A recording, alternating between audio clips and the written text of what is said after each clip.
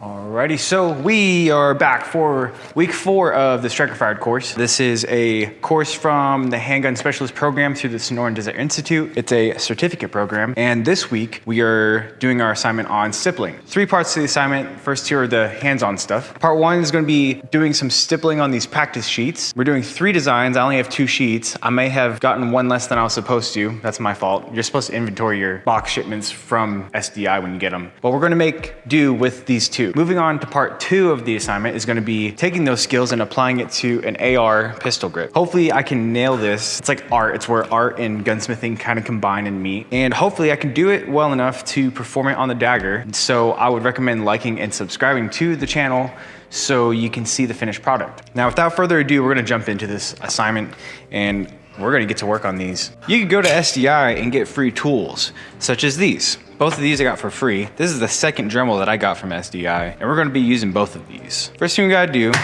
is we're going to draw out a layout on these. I'm going to do a circle, a square, which is going to allow me to practice on curved borders and then also straight borders. And then on the back of one of these, I'm going to do kind of like a diamond maybe, or maybe some kind of weird polygon with curves and lines. I don't know. We'll see.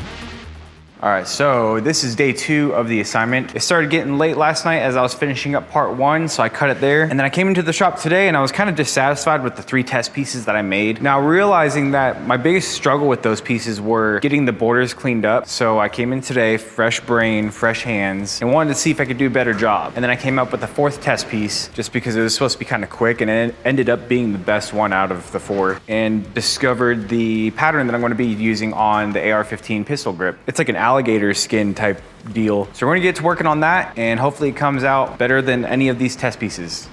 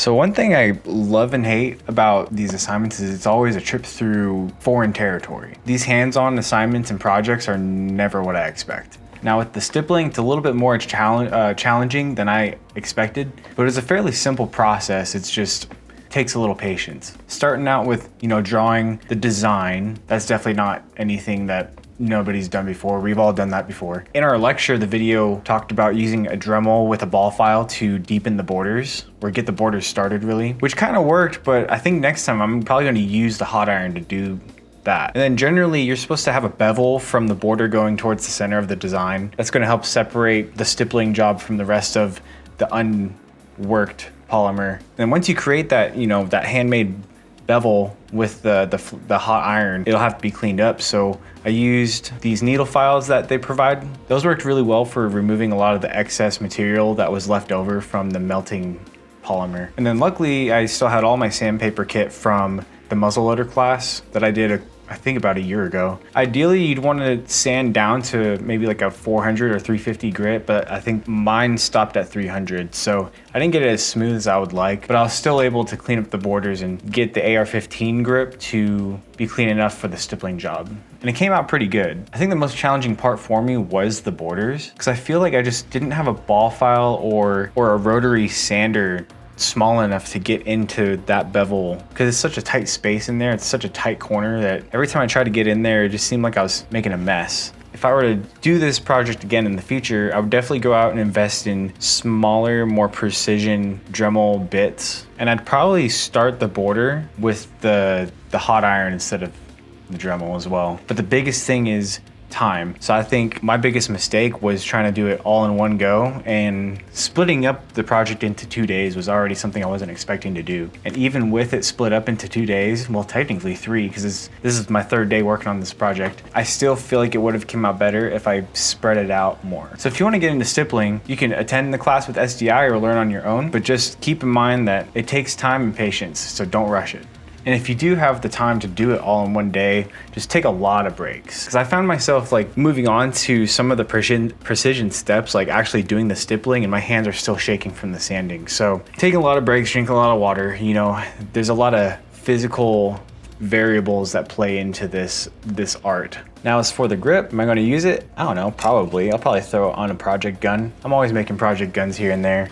Speaking of projects, here's my most recent project. This is a 50 Beowulf AR-15. I've only shot it once, but it is fun to shoot. So I've got the Strike Industries pistol grip on here, and I'm not the biggest fan of it, so I'm thinking something like this. I don't know, we'll see. But this thing's a whole lot of fun. If you like and subscribe, you'll probably be able to see a video of me shooting that, but that's gonna make a wrap for this assignment. So I'll see you next week for week 5. So stay strapped. Peace.